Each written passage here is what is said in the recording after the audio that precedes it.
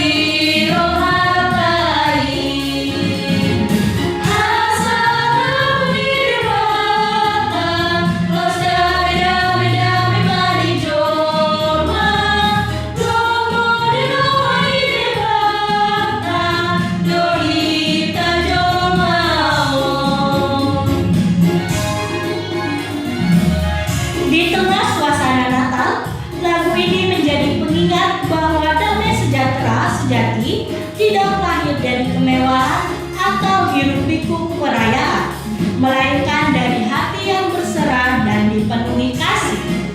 Melalui buku nyanyian nomor 62 Halalasmi Rohaguna, Natal tidak hanya dirayakan sebagai sebuah peristiwa, tetapi dihidupi sebagai pengalaman iman. Ketika hati dilapangkan, kasih dibagikan, dan damai Kristus bersemayam dalam kehidupan sehari-hari.